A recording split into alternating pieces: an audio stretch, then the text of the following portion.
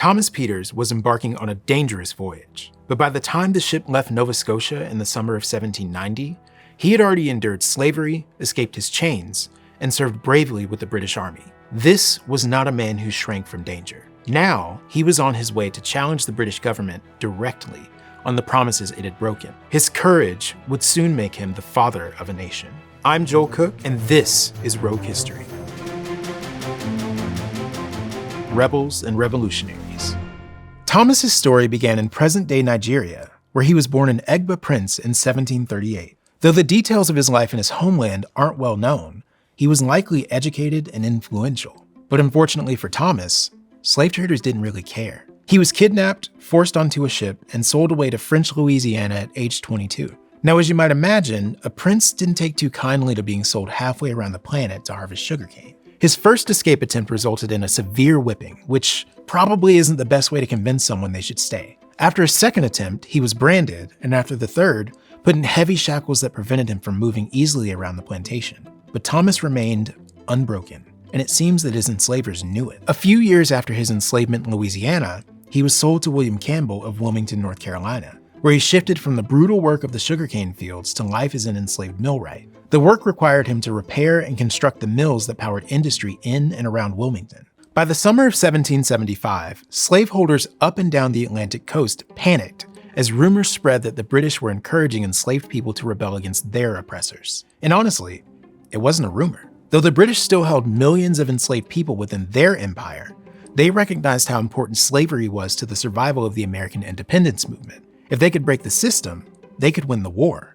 The Wilmington Committee of Safety responded to this threat by banning the import of new enslaved people, disarming every black person in the city, and even declaring martial law. But none of this deterred Thomas. In November 1775, the British Royal Governor of Virginia issued the Dunmore Proclamation, which guaranteed freedom to any enslaved person willing to fight against their patriot enslavers. Thomas finally had the opportunity he'd been waiting for. He just needed a chance to act on it. That moment came a few months later, when British warships attacked Wilmington. While no one knows for certain how Thomas and his family escaped, it's likely that they and other freedom seekers stole boats and rowed out to the safety of the British fleet.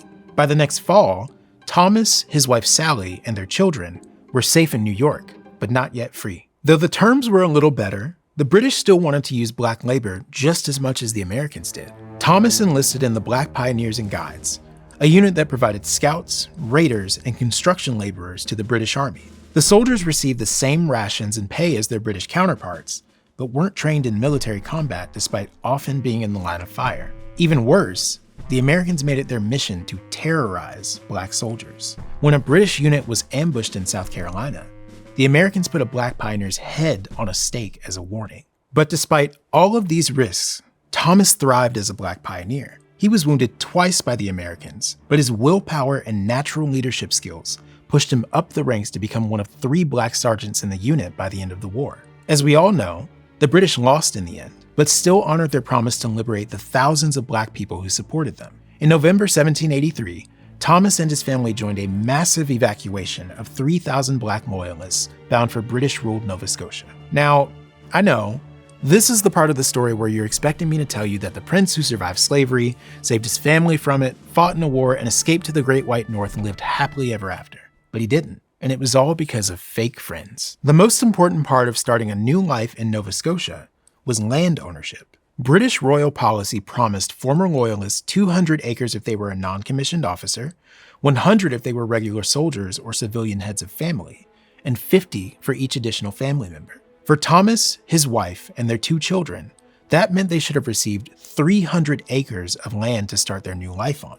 But they didn't receive any, and neither did many other Black Loyalists. When they did receive land, it was often bad for farming and difficult to build on. After a famine set in, people in black settlements were forced to trade the clothes off their backs for food, and many still starved in the streets. Others survived by agreeing to indentured servitude contracts with white loyalists that were barely better than the slavery they escaped. In fact, many white loyalists turned a tidy profit by selling these indentured servants to ships or body snatchers looking to re-enslave them in the US or Caribbean. Things got so bad that some Black Loyalists fled back to the northern US, straight up enemy territory, to find safety from their former comrades. But Thomas didn't. To no one's surprise, he immediately stepped up as a leader of the movement for Black Loyalist rights. He went first to Governor John Parr, the governor of Nova Scotia, in 1784, with a petition to finally grant Black Loyalists the lands they were owed. It didn't go over well. After repeated attempts to change Parr's mind over the next few years,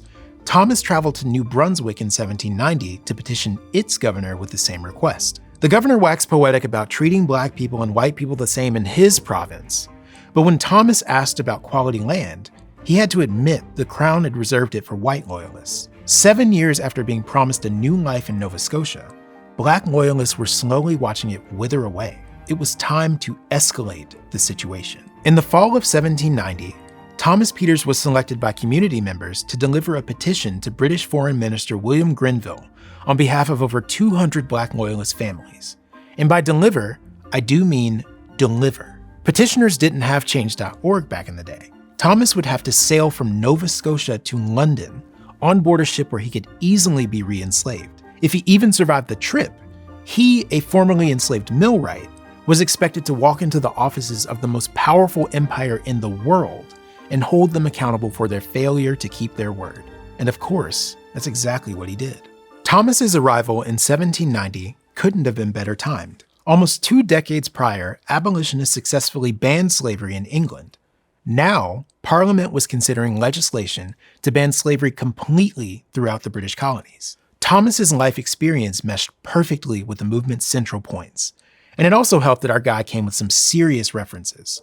A letter of introduction from none other than Major General Henry Clinton, who described Thomas as a very active sergeant in a very useful corps. Between his meetings with the abolitionists and British officials, Thomas heard about an opportunity that just might work for his friends and family back home. The end of slavery in England left thousands of formerly enslaved people in much the same conditions as Black Loyalists in Nova Scotia. To solve this problem, the Committee for the Relief of the Black Poor, headed by famed abolitionist Granville Sharp, suggested the voluntary relocation of poor Black people to Sierra Leone in West Africa.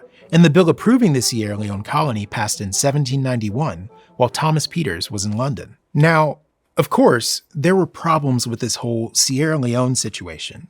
Most obvious among them that Sierra Leone wasn't empty. There were thousands of native Africans living in the area who had no say in the formation of the colony. But for Thomas, who had seen his people terrorized for nearly a decade in their own promised land, there didn't seem to be a better option. In 1791, he sailed back to Nova Scotia alongside abolitionist John Clarkson to recruit Black Loyalists for the colony. Now, white Loyalists took that as a threat, and Governor Parr, the same governor who denied the land petition in 1784, was furious with Thomas for exposing his failures as a leader. Local officials and white citizens who had once attacked Black residents for accepting low-wage labor now physically attacked Thomas for taking that labor away. They also refused to settle debts or end indentured servant contracts for those who wanted to leave. Despite these difficulties, Thomas successfully signed up 1,200 Black Loyalists, which represented the overwhelming majority of the ones who had a choice, according to Black Loyalist scholar Dr. James W. St. George Walker. But his work wasn't done yet. Thomas and John Clarkson worked together to inspect the 15 ships. They ordered new beds constructed, ventilation improved, and decks removed. By doing so, Thomas was ensuring that none of his followers, many of whom had experienced the horror of the Middle Passage, would have to feel that discomfort on this voyage. The fleet departed on January 15, 1792, arriving in Sierra Leone 2 months later. After settling in, Thomas wrote his first report back to the British, in which he thanked them for their kindness, described how nice the weather and the sailors were, and then told them that their provisions were trash. He expected better for his people while they started the process of growing their own food. But the issues in the colony weren't just about provisions.